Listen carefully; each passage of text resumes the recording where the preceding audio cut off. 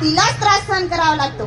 भारतीय राज्यघटनेमध्ये कलम 14 नुसार स्त्री पुरुष समानतेचा अधिकार आहे, परंतु तो अधिकार स्त्रियांना खऱ्या अर्थाने मिळतो का हे बघितलं पाहिजे व ते अधिकार स्त्रियांना दिले पाहिजे। बघा, ती डॉक्टर असो, इंजिनियर असो, वकील असो, कलेक्टर असो, कोणत्याही पदावर असो, ती तिच्या जबाबदाऱ्या पार पाडते, तरीही तिलाच त्रास सहन करावा लागतो। याला जबाबदार कोण? ह्याला जबाबदार कोण? ह्याला जबाबदार कोण? ह्याला जबाबदार कोण? अरे वा, काय बोला चाली चालू आहे? अहो काका, पाटलाच्या घरी पोरगी आहे म्हणून पोरगी। असं होय? अहो इंटरव्ह्यूला आलो लग्नाच्या। अच्छा, आधी नोकरीसाठी लाईन, आता छोकरीसाठी लाईन। अहो काका, आता पोरी राहिल्यात व कुठं? ते आहेच म्हणा। ए बघ बघ, पाटलाची पोरगी आली। ए काय बघताय? चला का, शोधलाय माझ्यासाठी मुलगा। झनसे जो टूटे कोई सपना, जग सुना सुना लागे, जग सुना सुना लागे, ही रहे न जब अपना। ढूंढू, मिल जाएगी अपने को भी।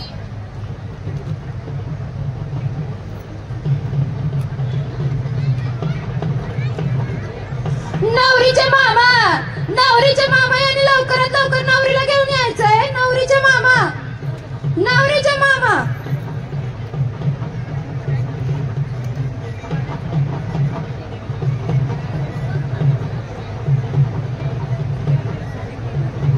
आधी पोरीची किंमत कळली नाही भावा, आज पोरीच भेटना झाल्यात लग्नाला।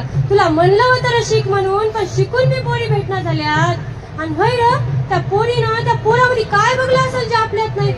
बघ की काय बघले की काय नाही की। आता कसं होईल रे आपलं?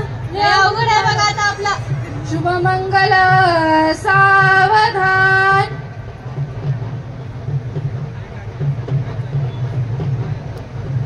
बाबा लगी। अरे काय रडत बसला? चल उठ, आलं तसं जेवण करून जा। आणि तुला जेवायचं पडले, पोरगी गेली हातात।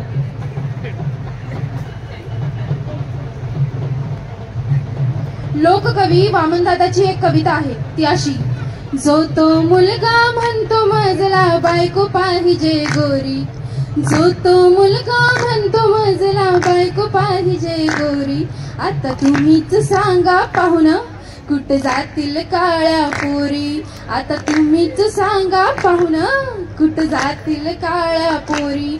मुलगा हा काळा नकटा असला तरी चालेल, पण मुलगी ही सुंदर गोरी असली पाहिजे, आणि ती नसेल तर तो त्रास आम्हाला सहन करावा लागतो। पण आता बस। हे सगळं मलाच का?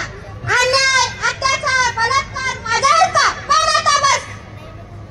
आम्ही जर लग्नाला नकार दिला तर ते गुंडे आमच्या अंगावर ऍसिड फेकतात, बलात्कार करतात, पळून निघून जातात, पण तो सर्व त्रास आम्हाला सहन करावा लागतो। पण आता बस।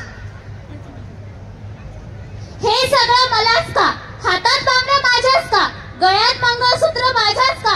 लाचारीचं हे जीवन मलाच का? समाजाचा स्त्रिया बदलचा दृष्टिकोन एवढा वाईट का? एवढा वाईट का? एवढा वाईट का? एवढा वाईट का? पण आता काय? आता आपण 21व्या शतकात राहतो, पण या 21व्या शतकातही 18% घटना या बलात्कारावर असून 44% घटना या घरेलू हिंसाचारावर। जेव्हा जेव्हा इथं जबाबदार कोण हा प्रश्न उभा राहतो, तेव्हा तेव्हा इथं बसलेला प्रत्येक जण त्या गोष्टीसाठी तितकाच जबाबदार आहे। आता सोडा स्त्रियांना गुलामगिरीतून, स्त्रियांनी स्वतः पडा या गुलामगिरीतून बाहेर। मी सगळ्यांना आव्हान करते की त्यांनी समोर यायचं आहे आणि आपल्या गुलामगिरीच्या बेड्या तोडायच्या। एक नारी सब पे भारी, एक नारी सब पे भारी, एक नारी सब पे भारी। असं जर खऱ्या अर्थानं झालं तर सर्व महिलांना सन्मान मिळेल। बाबुल प्यारे सजन सख्यारे सुन लो मेरी मैया, बोझ नहीं मैं किसी के सर का, नामजदार न मैया, पतवार बनूंगी लहरों से लड़ूंगी, अरे मुझे क्या बेचेगा रुपया, अरे मुझे क्या बेचेगा रुपया।